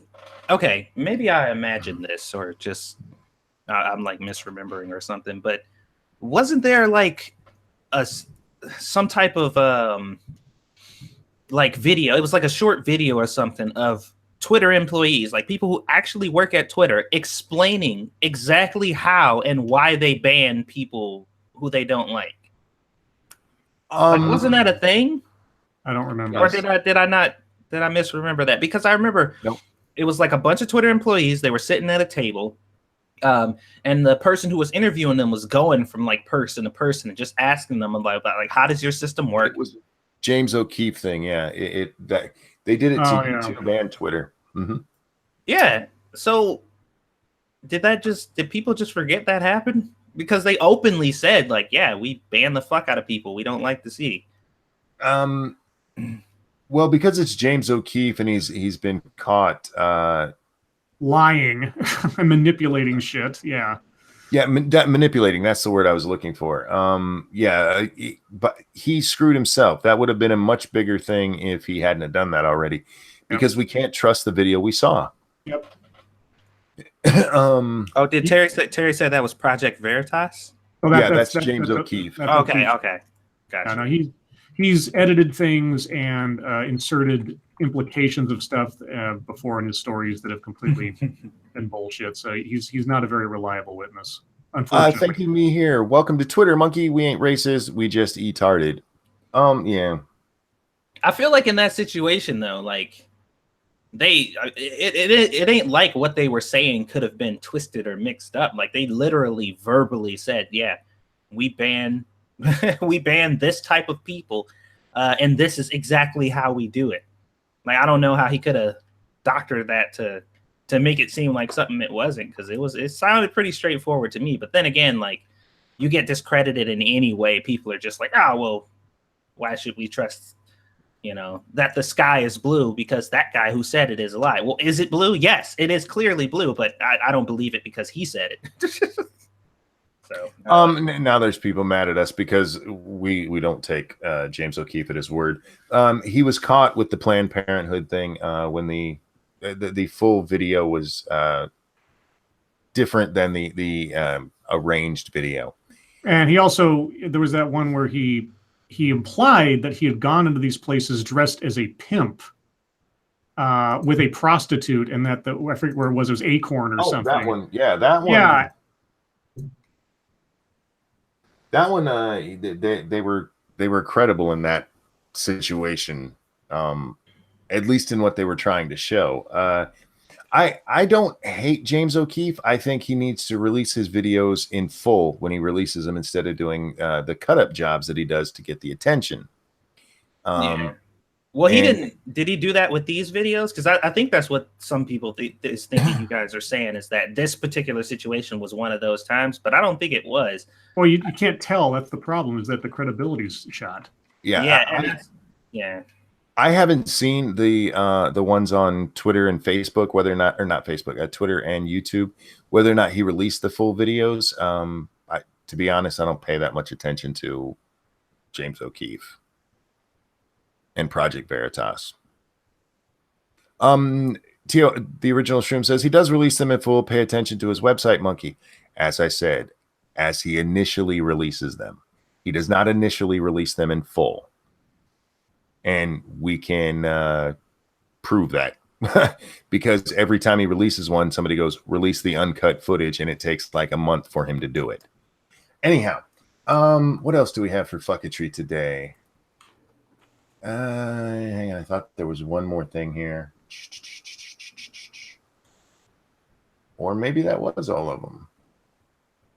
You guys jumped all over my shiznit and took up my ones. Sorry. No, that's all right. Those were good ones. Yeah, that's all the fucketry I had from today. Which means we need a deep topic, and I didn't come with one. Shit, deep topic. Well, there's always advice columns. Yeah, we might have to go to that. Oh man, y'all need to try to make this one day. All right, make what one day? All I did was I took some potatoes, like the little small potatoes that you can get, the really small ones that you can basically just eat whole when you cook them. And then I got some small steaks or whatever and diced them up. Got some butter, melted it, put some garlic and some onion in there or whatever, and cooked that for a little bit. Tossed it in a packet with some salt and pepper. And then once it's pretty much done, you open up the packets, put it on broil, and put shredded cheese over it. It's super easy, super simple to make, and it's fucking delicious. I put the picture up on Twitter if you guys want to see it. But it was tasty. But it was so good. Yeah, I need to start selling this shit, man. I can start making some money on the side for real. Just shipping it. Yeah. Thank you, me here. We need credibility now. What the hell's the internet come to? Yeah. Is what it is, I guess. Dear Lords of the Night, I have a question about pregnancy jealousy. I work for a company in the fertility field. In the interest of getting to know our customer base, I've become very involved in what they call TCC, trying to conceive community online. And as a recently married, early 30-something who is almost but not quite yet about to start trying for a baby of my own, talking to women who are struggling to conceive all day really freaks me out. all these cycle tracking, temperature taking, peeing on sticks, anxious waiting, jealousy when you see someone else's pregnancy announcement on Facebook. This is a stupid letter. That is. God, I hate people. Give me a good letter. Sorry about that, guys. That's a woman who apparently reads too much, and she's worried about getting pregnant now. I don't want to get pregnant by being around pregnant people. It's contagious, right? Wait. Okay, BG. BG says a deep topic. How about the depth of your depravity? I'm not depraved. That's me. Yeah, it's the slut. Stop. Yeah. I'm trying to stop horning in on my territory. Oh shit. This is taking so long to load. Jenna, you're gonna have to come and get them. I'll be more than happy to make you some ribs, but you got to come and get them. Just like make a cookbook. Satsu's cookbook. All right, you ready? I don't know. Am I? Dear Lords of the Night, I have started a great newish relationship. It's sweet and hot and exciting and all the good things, and I feel really good about it. However, I am resisting telling people about it or reluctant to discuss it even though I am happy, because I'm in a relationship with two people who are married to each other. We're a triad or a trio or whatever one might choose to call it. Wow. I didn't know I was polyamorous necessarily, but this thing happened and it feels right. But things come up. People say, "Oh, you look so happy." And I want to talk about my relationship, but I don't really know how. My friends and family aren't conservative people at all, but I don't know anyone else who's out about being in a polyamorous relationship, and I don't think they do either. For sure, nobody talks about it, and there's very little out there about my kind of situation. I don't want to lie or pretend that there's nothing new and great happening because that feels dishonest, which is not how I want to be in the world. So what do I do? Where do I start? So she's concerned about looking weird to people who aren't poly. It doesn't say a sex here, Scribe. Why are you Oh, pardon me. assuming gender? We know it's a chick. Come on, let's be honest. That's a chick. So by that I'm reading it as they, whoever they are, is in a relationship with both of them at the same time. I mean, right, they're basically like the house slut, for lack of a better phrase. Yes. Okay. Well, if you're embarrassed by it, if you don't think it'll be accepted by others, then keep it to yourself. If somebody asks you you're in a relationship, you say, "Yeah, I'm seeing someone." Like, "Oh, it's just kind of casual." I mean, you chose this. Either you're proud of it and you're open with it, or you're not. And you're not required to be, in detail about your love life unless you have to be, or unless you want to be, I should say. So, I don't know. It's always easier to come out and say it. If you don't feel like it's a problem and you're happy with what you're doing, the harder route is always keeping it a secret. Sure. Lying about it completely or something. Yeah, that's always the harder route, because no matter who the person is or how non-accepting they're going to be, they're not going to be accepting now, and they especially won't be accepting once they found out that you were lying or hiding it. And it's only going to get worse the longer you hide it. So you might as well just come clean. And whoever's mad, they can be mad, and you can live your life. You ain't got to hide it. And there you go. As they say, the truth hurts, but lies are worse. I mean, if you're going to keep it private, keep it private. If you're not, don't be too covert about it. I mean, of course, it depends on who you're talking to versus like a coworker versus a good friend or something. But I've never seen a situation where you tried to hide something from somebody and it turned out for the better when they found out later. Yeah, because they're going to. Like you're not going to be able to lead a normal life with association to those people and it not come out. Like it's going to. So just fucking tell them and be like, "This is my life. If you don't like it, that's fine." or like I say, just simply state, "My love life is personal and I don't want to talk about it." Yeah. There you go. You are in the very early stages of the relationship, obviously. So you have that new relationship thing. Get out. Yeah. This is not going to end well. No, it's not. Yeah, I mean, especially if they're already married, because at the end of the day, unless they have problems in their marriage, which is drama you also don't need. There's already a clear distinction of priority, and you're not it. You are the third wheel. You're the third rail. If it comes down to a choice between one or the other, you're out. So you're a hump toy. Yep. And if you're not, then you're going to be the other woman, which causes I have never, ever heard of one of these relationships that turns out well. Every one of them, either the third wheel ends up getting dumped and she feels horrible about it, or she ends up with the man and the marriage ends up breaking up. Every fucking time I've heard about this stuff, that's what happens. I've actually seen one successful one. And apparently they've been together for a while. It's like, but it's weird. It's like it's one dude and the person who he originally married, which is it's a black dude and this white girl who he originally married. And he has like, I think one kid with her.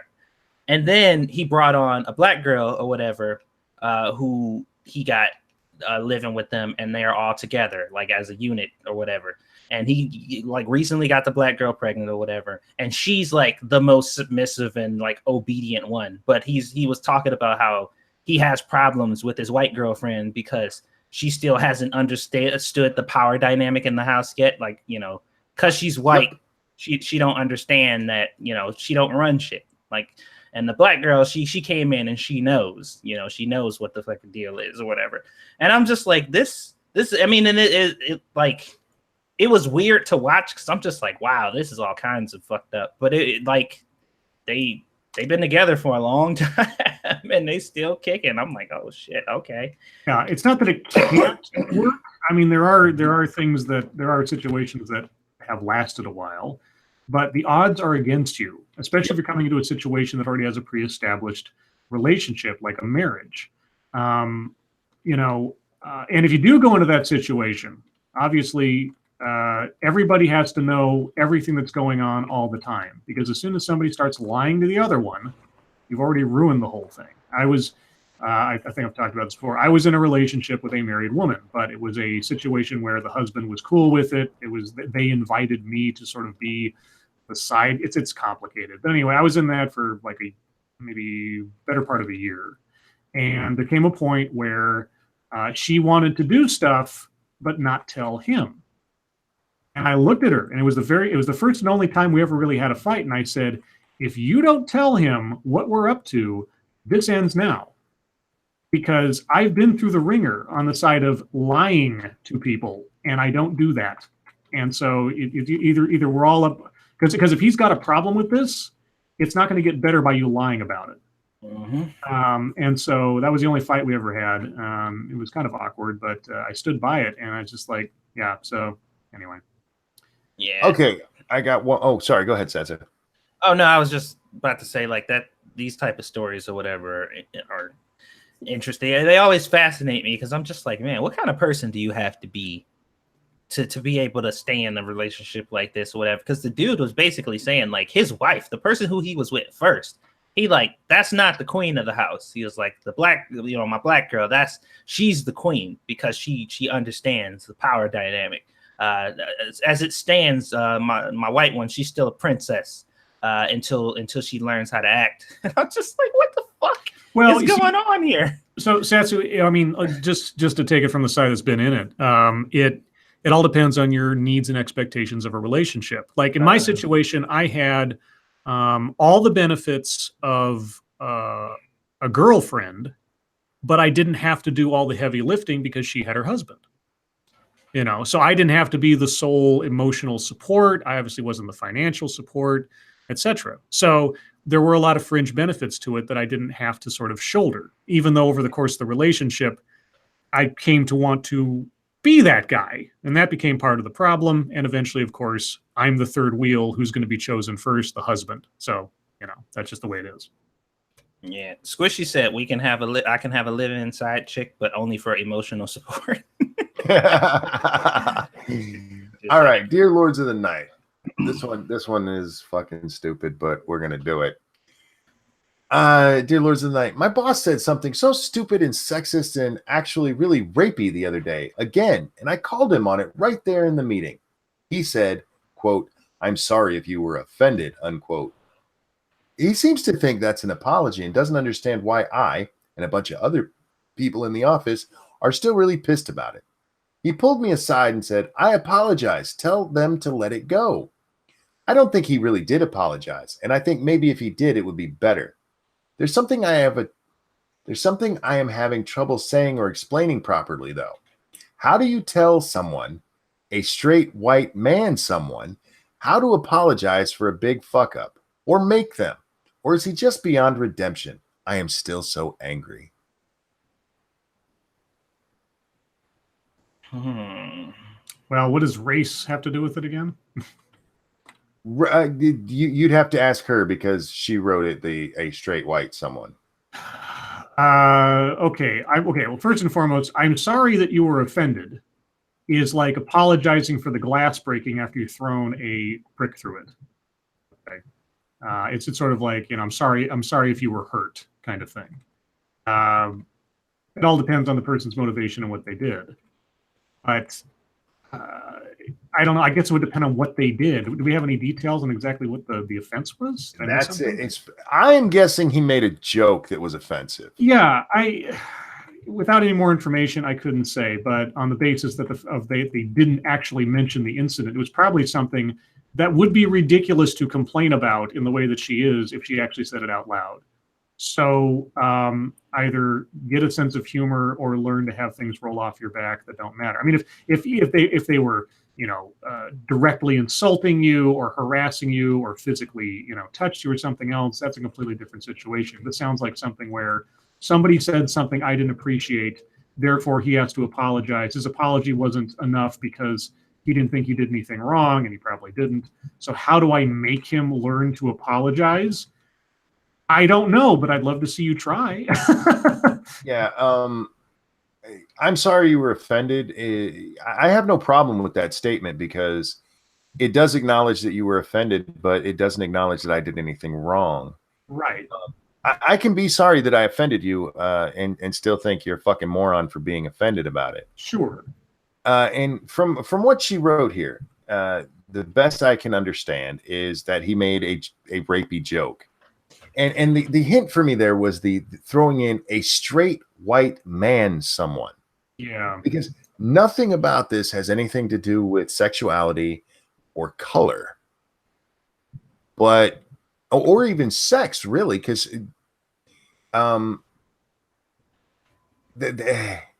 depending on the joke, I mean, there are jokes about prison rape. So, I mean, we don't know what he said. I wish she would have told us because that would have, at least it's got to be a privilege thing. It's got to be like, his privilege allowed him to say this horrible, horrible thing. And whatever. Well, the thing here is, this sounds like a really social justice person who needs to get the fuck over it. By get the fuck over it, grow up.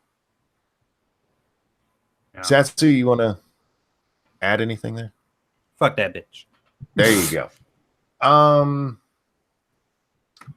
Let's see. We're gonna try to sneak in one more real quick. Then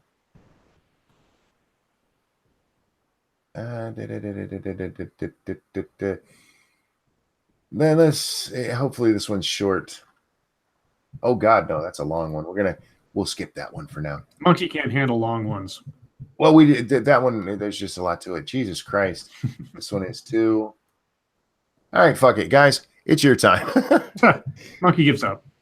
Questions, comments, concerns, throw them in the chat now, and we'll do our best to pay attention to them and read them. If it's a question, make sure you throw several question marks behind it so we know that it's a question directed at us. You can throw comments in there too. We can try to discuss those if you'd like.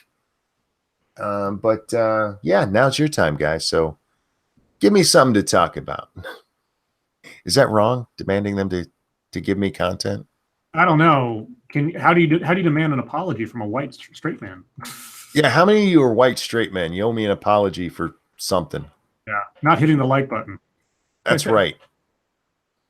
Let's see. Have you guys heard of hashtag Let Me Fly? Adam is trying to get a Muhammad and Aisha balloon to fly in the same area the Trump baby balloon flew.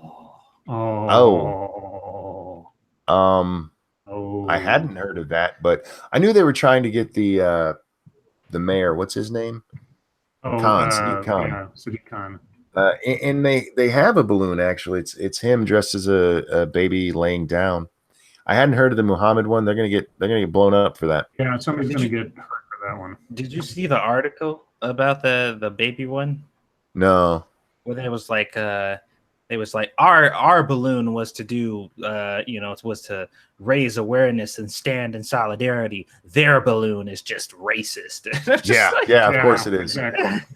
Just like, we can do it, but they can't. It's the exact same action, but it's completely different when we do it. Terry Diamandis, I have no idea what this question means, but he says you're obviously Monkey for Scribe and Satsu. Are they Sandy, Pigsy, or Tripitaka? I have no idea what that reference is. Throw me a hint, and we'll move on. Mr. Shadow says, Monkey, is the Dalai Lama racist? Yeah. Short answer, yes. Yeah. For all of the shit about like freeing Tibet and all that, if you actually pay attention to what's happened with that, the Tibetan monks are not nice people. They're portrayed that way, but they are not nice people. December, there's a real rumor going on that Sarah Zhang was the anonymous New York Times source. Monkey's BFF, Candace Owens, supposedly discovered it. Anonymous New York Times source for what? For the Trump thing, I would guess. What, Sarah? When was Sarah Zhang part of the Trump administration? Well, she wasn't. The implication there is being that it's all a lie. Oh, it's all a hoax? Oh, that would be amazing. I hope that's true. Yeah, that'd be incredible. That would be awesome. I would fucking love that. Stacey Gardner says, I'm a black straight man ranting Monkey. Well, then you can make racist jokes to that woman, I think. It's from a TV show called Monkey, says Peter Hades. Oh, not the Monkeys. Hey, yeah. Monkeys. I'm not familiar, guys. Sorry. Did you guys hear about the new movie Green Book? No. Scribbles? No. No idea. Nothing for you here says I got an invitation to a seminar. They're offering $250 Starbucks gift card just to attend. Worth it or no? Seminar of what? Did I miss something? No. I would say if you like Starbucks, it'd probably be worth it. Just don't sign up for anything when you go. Yeah, I'd be curious what the subject of the seminar is, though. Satsu, did you know Hang's gender is up to the viewer perspective? Huh? Hange. Hange? Anime character. Oh, Hanji? Oh, from that's from, Hanji? Yeah. That is not Hanji. Well, I mean, I don't know if that's exactly how it's pronounced, but that's how they kind of say it in Japanese. I'm sure it is, but they need to learn to spell. It's kind of pronounced like that. I could be pronouncing it wrong. Yeah, well, she's portrayed as female. I think they're talking about her from Attack on Titan, and as far as I know, she's been portrayed as female. Maybe. Satsu, any weird kinks? Scribe likes to beat women, and Monkey likes birth defects. I like to beat. Yeah, that's great. Birth defects. That's a good one. I like that. Any weird kinks you want to share with us, Satsu?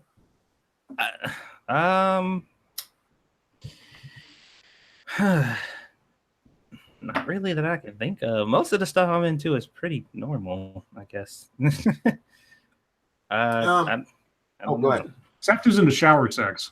I mean, yeah, but that's like most people are, right? Oh, I hate shower sex. What are you talking about, Satsu? You're a freak. No, I absolutely hate taking showers. You're a cripple. I would hate it too if I was. No, I've always hated it because somebody's got to be out of the water, and I hate being cold. And Lady Monkey likes the shower a lot colder than I do. I take showers so hot that when I come out, my skin is red. And she takes showers that are cold as fuck. Oh. And No, I'm not up on the shower sex. Grisella says, we know the state of the comic book industry, but what are your guys' thoughts on the state of comic strips? To be honest, I haven't read many in a long time. Yeah, I haven't paid attention to comic strips in a long time. They tend to be a bit more political because they can be more sort of like momentary and timely and reactionary to something, like Doonesbury, that kind of thing. But I wouldn't know what's going on in that industry at all. Last time I paid attention to a comic, well, I guess it wasn't a comic strip, but the political cartoon about Serena Williams being a crybaby. Oh yeah, Cyanide and what's the name of that one? It's a web comic. Cyanide and Happiness. Yeah, that's it. That one I pay attention to occasionally, but other than that, I don't really pay attention to comic strips. Have you ever watched a TV show with a kid and found yourself watching it without them because you want to know the ending? I'm thinking Little Bud. Not really. I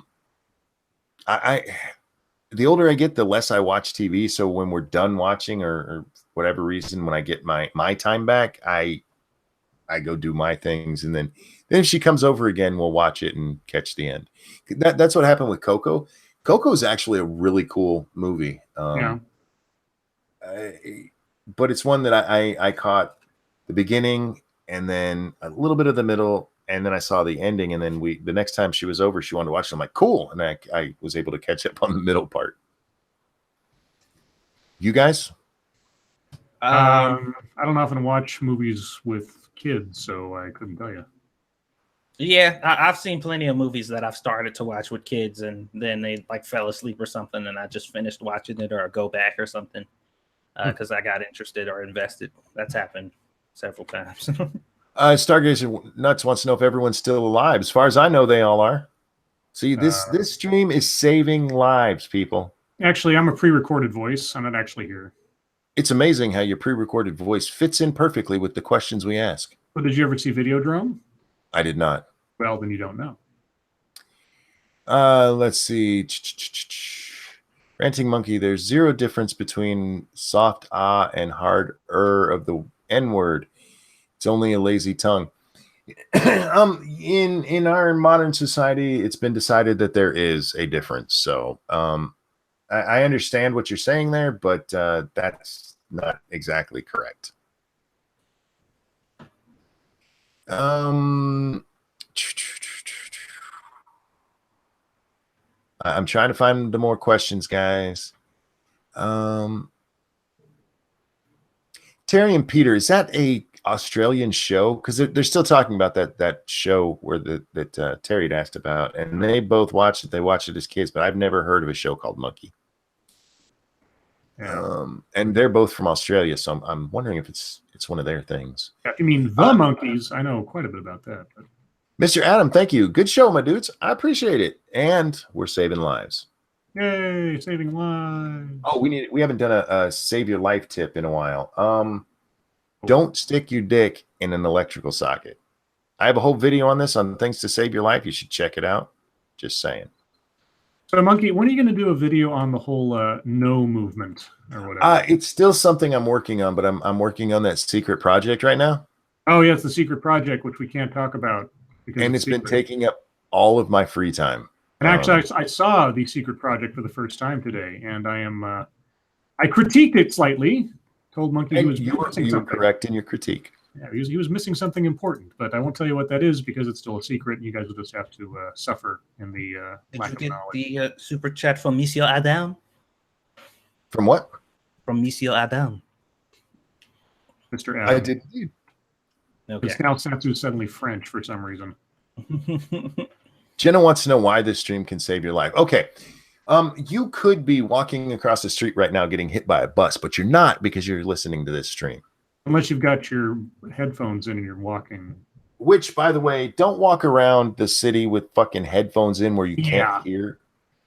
Also, don't walk around with look, I get really irritated by the phone drones. People walking around with their heads down, looking at their phones, not paying attention to where they're going, and then like at the last second having to dodge around me or something, or I have to dodge them because they're not paying attention. Especially if you're driving. Don't do that while you're driving. Don't be looking at your Oh. side. Turn that thing off, set it aside. Don't be looking at that thing while you're driving at all. Ever read Dracula by Bram Stoker? Yes, I actually have a copy of it around somewhere. Yeah, I've got a copy somewhere. I think it's overrated. Yeah, it is a bit. I've got an unabridged audio recording of a reading of it. A really interesting book. Actually, there's a couple like this, but there's one I read several years ago. It was called Renfield, or the Testament of Renfield, something like that. It was basically like the entire story of Dracula told from Renfield's perspective, like both as an origin story for Renfield and onward. It was really interesting because if you've ever seen the movie Rosencrantz and Guildenstern Are Dead, or seen, I think it was a play beforehand. It tells the story of Hamlet from the perspective of like the two most peripheral characters in the entire play. It's an interesting sort of mental exercise of how to tell a story from a minor character's perspective. Yeah, doesn't that tell it from Hamlet's friend? Why am I forgetting his name? Well, it's told from the perspective of Rosencrantz and Guildenstern. Oh, gotcha. Okay. Yeah, Rosencrantz and Guildenstern Are Dead. It's Tim Roth and I'm suddenly forgetting the other actor. I think was it fuck. I can't remember. I'm gonna kick myself when I remember. I think it was Detective James Gordon from the Batman movies. I always forget his name for some reason. But anyway. Is a secret project like the Ark of the Covenant? Once we see it, our faces will melt off in sheer wonder and astonishment. Yes. Maybe. The answer is yes. There's no ifs, ands, or buts about it. Once you see it, you will never be able to unsee it. SDW, that's a weird question, and I'm glad you asked it. Ranting Monkey, what would Scribe do if he had access to Tess Holiday for a week? I don't know. I would encourage her not to eat the way she's eating. I mean, I don't mean to be facetious about this at all. I'm not being facetious about it. I honestly, as a human being, basic humanity, I am concerned for that woman's health. She's a mother to a small child. She is not going to live very long the way she's treating herself. And setting aside, I mean, not to mention the fact that she's glorifying a exceedingly unhealthy way to live for others, especially impressionable kids and girls that are being encouraged to pay attention to these people as though they were role models. And that behavior is not something to model your life after, in my opinion. So yeah, if I had a week with her, I'd try to counsel her, as silly as that sounds. So yeah. Your boy Pat says, put that bitch on a diet. There you go. He says her husband doesn't care about her whatsoever. Her husband is an enabler, is basically. Yeah, he is. And he's somebody who hooked up with her because she's fat. He's a chubby chaser, and he doesn't work. So he's not going to stop that gravy train. Gravy train. Oh, Jesus. Well, Tess Holiday, if she really wanted to do something good for humanity, what she would do right fucking now is start losing weight and become she doesn't have to become a size 0, but if she got down to a healthy size, if she got down to a size 8, and encouraged other women to do it and showed how she did it, and look, hey, I'm not fat anymore. I'm not a skinny little supermodel, but I'm normal. That's what pisses me off about these fucking magazines and these goddamn body positive people. They don't actually go after normal sized women. You don't see a size 8, a size 10. No, you see size 22. That's what they promote. Well, I mean, that's a normal looking woman isn't interesting, Monkey. And I don't mean this as a joke either.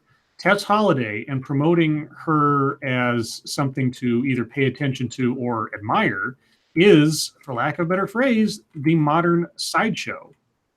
Somebody who visually or behaviorally is completely out of the ordinary, but instead of not mocking it necessarily, or mocking the person just for being a person, we have to somehow celebrate it as though it's something good or something to be proud of, and it's not.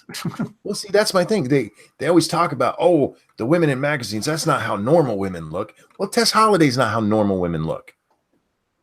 Normal women, yeah, there's a wide range of sizes, and you can be over the BMI index by some and still be healthy. Yes, you cannot be over it to the point where you're redlining like she is. Yeah.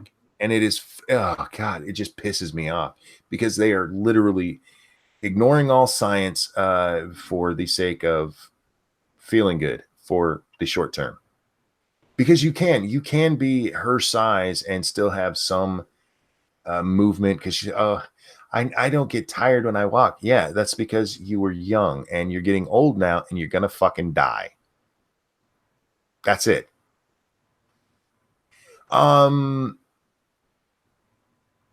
Telegon says extremes are entertaining, the middle ground is boring, and I get that. That's what Scribe was trying to explain there. Yeah, the modern sideshow.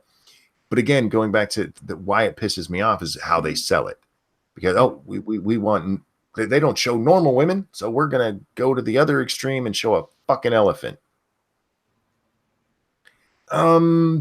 Sorry guys. I'm a pretty chubby guy. I'm a bit upset because I'm on a mission to lose 40 pounds, and this type of representation is too unhealthy for anyone. Yeah, I mean, she's being glorified for being a walking death sentence. And yeah, I think her youngest is 3 right now. Yeah, it's a toddler, I think, at the loosest end of the definition. Yeah. Thank you, me here. Here you go, monkey. At this rate, you need to drink more than I do. I wish I could drink. I do. I really do. That'll fund my Diet Pepsi. The medicines I'm on don't allow me to drink. Apparently, it'll do bad things to me. Apparently, mixing nerve killers and alcohol is a bad idea. Well, if you're not driving, I don't see what the problem is. Ranting Monkey, she's over 400 pounds, and the Cosmo cover is heavily photoshopped. She's reportedly 300 pounds. 300 pounds, a size 22. Scribe Light, Satsu, and me. Will scientists discover life on Tess Holiday? Oh my God. Remember, she's not fat, she's flat. I'm a size 18. Does that make me fat? Depends on how tall you are. Yeah, if you're 2 feet tall, you probably got a problem. Yeah, you're probably overweight. But yeah, it all depends on how tall you are. I'll enjoy some whiskey for you, monkey. Thank you, Adam. Everyone should follow that. Enjoy some whiskey on monkey. Ebony says you shouldn't mix meds with alcohol at all. Well, there's medicines you can take, and alcohol doesn't affect you with them. Yeah, Tylenol. Yeah. Actually, until they prescribed me my last medicine, I could drink alcohol. And then they gave me that. And yeah, apparently, according to the side effects, you really, really should not mix alcohol with it. Do you have any desire to? To get drunk? Yeah. Yeah, okay. I figured you did, but I wasn't quite sure if it's like, I mean, you're not an alcoholic or anything. So I'm like, no, I'm not a heavy drinker. Before all this and stuff, I would drink once a year, and I would get fucking smashed. Sure. But I looked forward to it because it was fun. Right. Just one night to just let it all go and get so toasted. Now, not toasted to the point of like alcohol poisoning. I know my limit and would stop.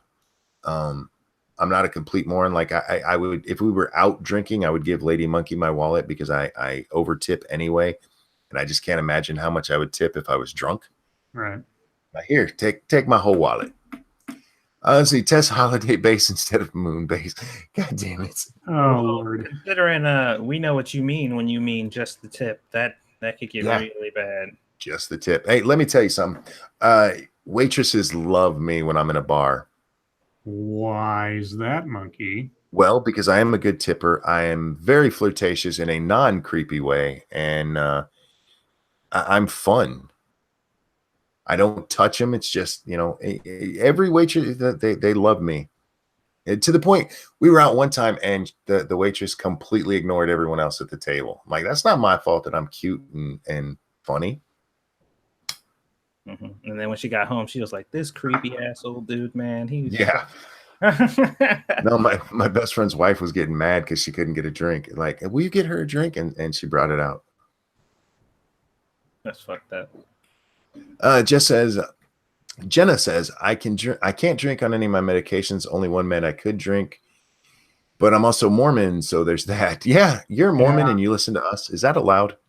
That's dangerous on so many levels. That is.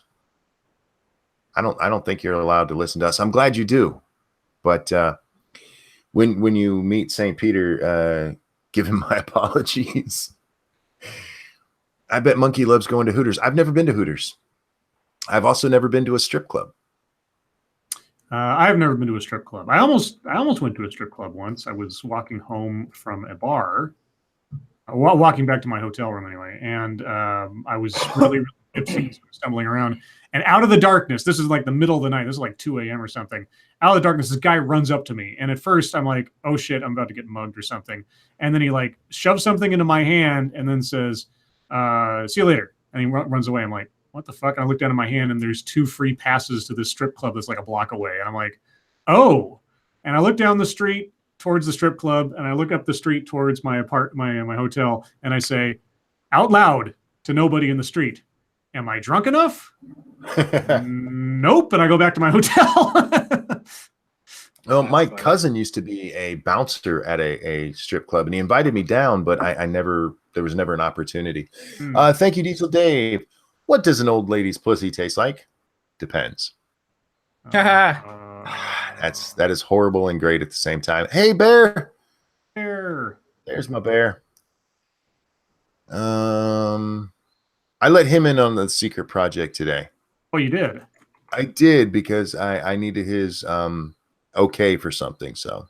Yes, that's true. Knowing what I know about the secret project, I understand. Indeed. The secret project will save lives. Everything I do saves lives, people.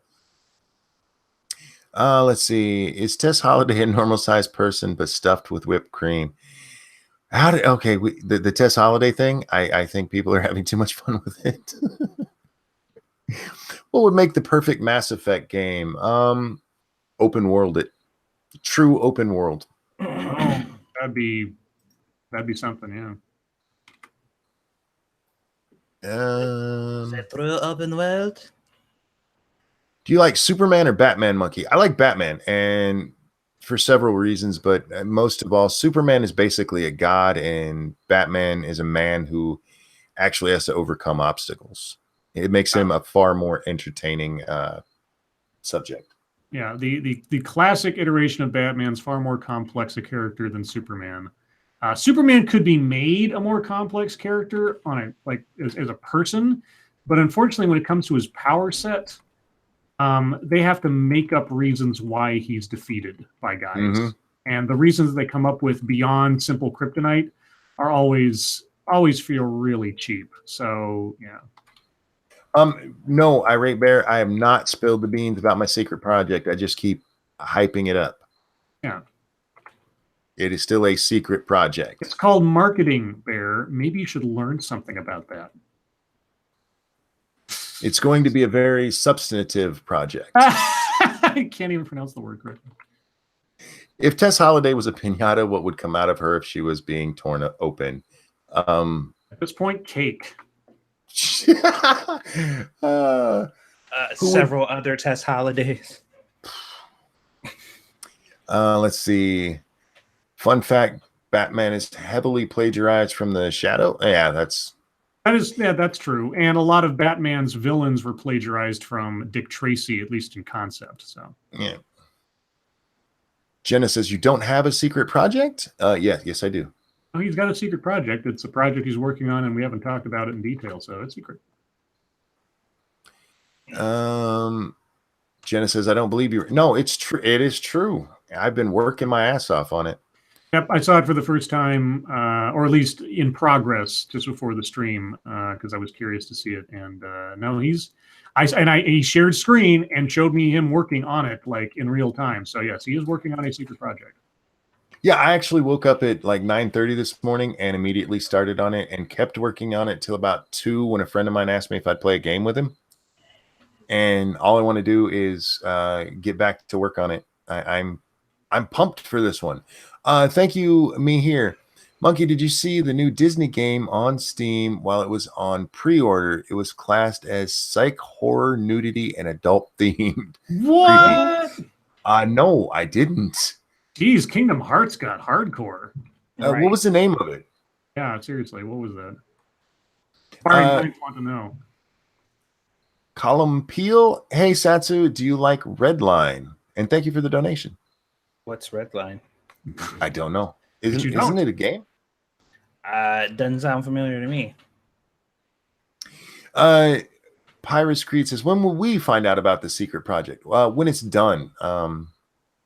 Sorry. Until it's done, I don't want to tell you guys exactly what it is. Terry Diamanda says, with your memory, are you worried you'll forget about what the secret project is before you finish it? No. I will tell you, I've forgotten several parts of the secret project as I've been working on it. How long until you release the secret project? As my heroes at Blizzard say, soon. I love that about them. They no matter what it is they're working on, their answer is always soon. Yeah, and no matter how far away it is either. Fucking liars. And technically, in sort of glacial time, they're not wrong. Yeah, it's true. I mean, just because it takes them, what was it, 2 years to go from Lich King to what was the next Pandora? Yeah, something like that.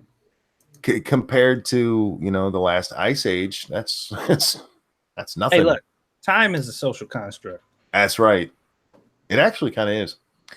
Let's see, who would win, Punisher or Robin Hood? Probably Punisher because he's willing to kill. Yeah, and Punisher's got like Kevlar armor, and Robin Hood probably doesn't. And bullets. Bullets and night vision and a whole bunch of shit that Robin Hood would just be fucked up over. Who would win, the Robin in the new Teen Titans or the Teen Titans Go Robin? Well, if the Robin the new Teen Titans says "fuck Batman," probably him. Because I think simply the foul language would be enough to cause the Teen Titans Go Robin to hesitate.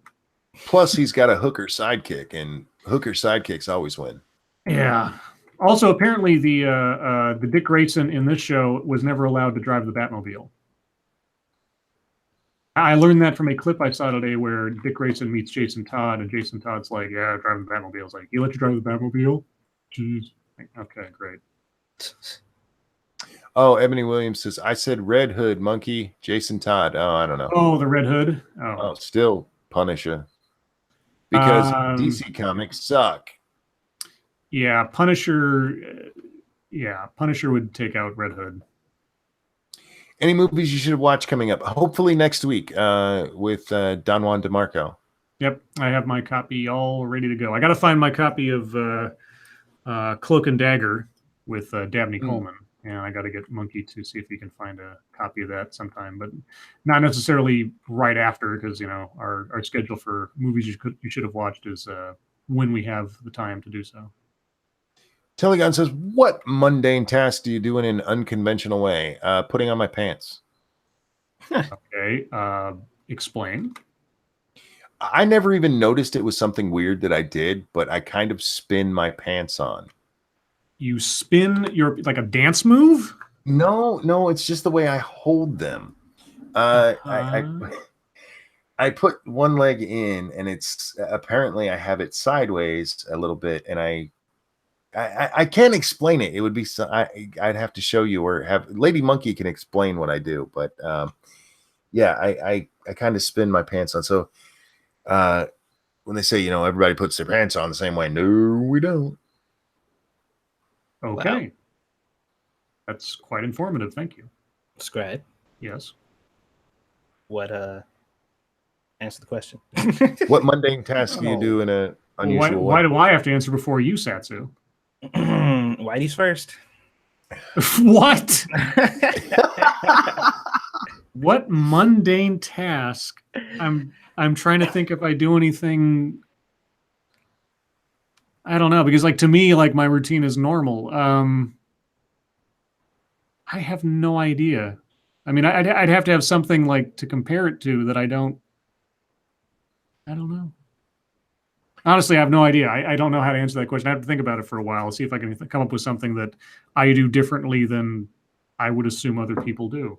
See, unfortunately, that's one of those questions you can only ask if there's another person observing you regularly, because they usually are the ones to tell you that what you're doing is weird. Yeah, that's how I found out about the pants thing.